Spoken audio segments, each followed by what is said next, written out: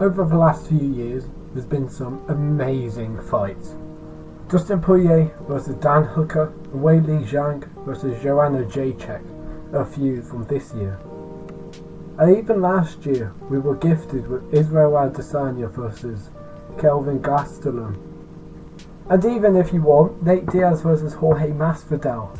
Whilst it was more one-sided and less competitive, it was still a fantastic show of talent and fighting skill. But one of these fights that really stuck was Paulo Costa versus Yoel Romero. Yoel Romero, the former title challenger, and would have won an interim title if it wasn't for his unfortunate history on the scales, was a Paulo Costa, which for once seemed like someone who could match Yoel in the sheer size and strength that they physically provide. This fight was on UFC 241, Sunday the 12th of August on 2019.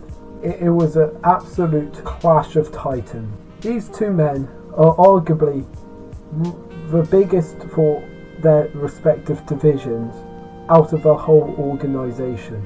With Paulo Costa known to walk around almost a heavyweight, in fact weighing more than Deontay Wilder, the former boxing heavyweight champ, and Yoel Romero, obviously with his notable history on the scales and massive physique despite his age, shows a clear similarity with these two individuals, which made their clash so interesting.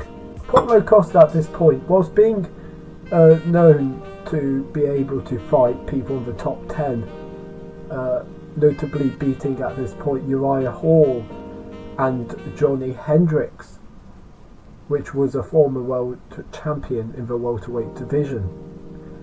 Whilst Johnny Hendricks was not at his prime, he looked incomparable to Paulo Costa, like a future world champion of the prelims.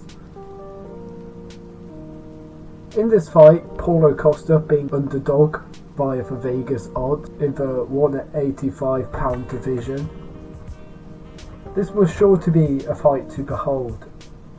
A clash of muscular power throws that will leave nothing behind and use all their oxygen in their lungs. But little did we know how truly grateful this fight would be.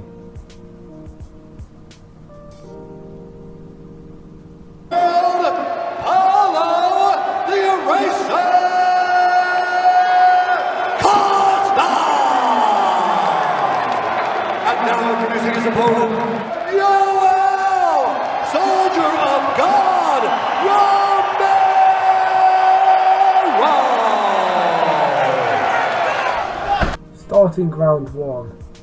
So as you can see, at this point, Yoel Romero goes for a spear tackle. A classic move of his to use aggressive wrestling whilst not keeping his opponent on the ground for long. He does like to wrestle to try and get a quick takedown, and this shows his immediate strength against such a big fella.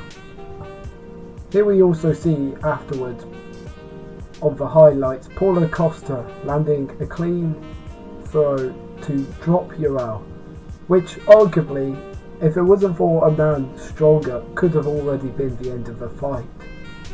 You see Yoel's able to get on his feet, as he actually, very closely, he tries to do a peekaboo, which traditionally you probably don't see quite that often at mixed martial arts, but Yoel points, which it may have distracted Costa, it may have thrown him off mentally, but we never actually got to see if he looked that way or not to his left.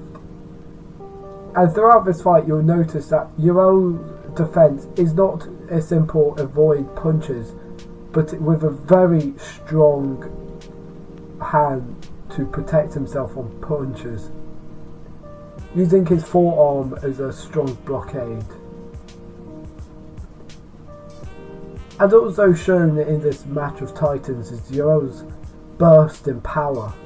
As we can see, clearing out to 3 minutes of the first round, Yoel bursts Here we see illegal shot to the groin, which is unfortunate. However, would have been interesting to see how Costa could resist the constant pressure. Within time we get back into the matchup, and here we see Costa do a sprawl against Yoel, and Yoel continues to burst with an unorthodox and bouncy foot movement, which is good, trying to avoid the punches, especially as Costa has unforgivable power.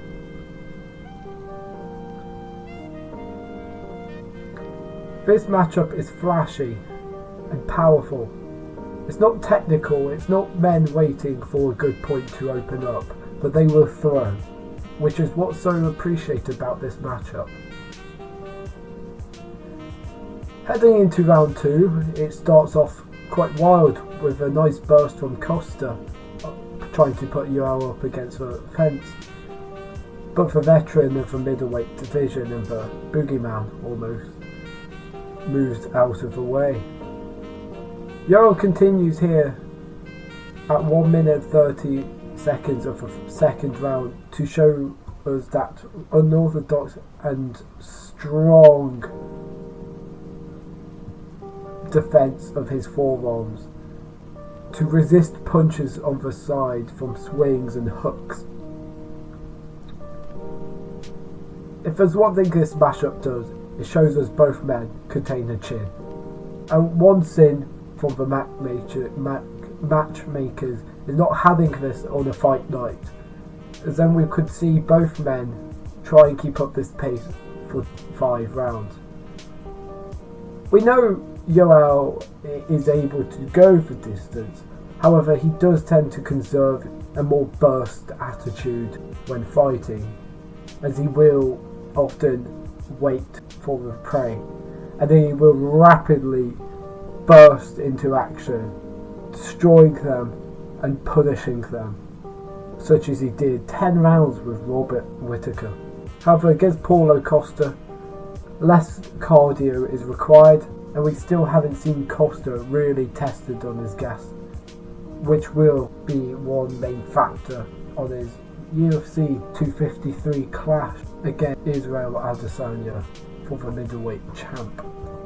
Heading into round 3, again we just see in the centre bursts from both men as they constantly jab and swing, not really tracking down the prey but just going for damage. A pure raw, fierce, ferocious titans bashing out one another. The younger new man on the block versus the hardened veteran, and possibly the scariest man ever in the division so far. Here we have an eye poke Yoel Romero gave to Paulo Costa, as this is a good rest time for both men, as both these men don't conserve much energy and constantly trying to use it up. This is actually benefits both. Whilst Paulo seemed to be fine, this gave both men time to rejuvenate, as we know Yoel liked to in the past against Tim Kennedy.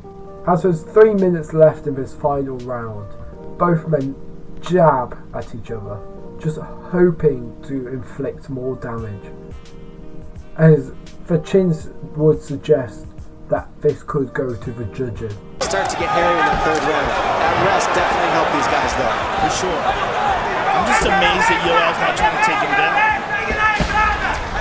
Nice left. Now's the time to shoot, and he fires back.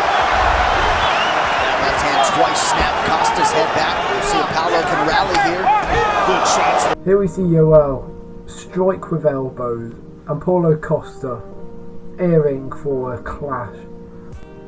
And as we 2 minutes in, we see mockery from Paulo. Mildly a sign of respect, whilst he holds his hands behind his back. Almost a mimic of what Conor McGregor did against Eddie Alvarez. However, in this matchup, it's a completely different motive. I see this really as the two gentlemen proving the strength and power they've both been through.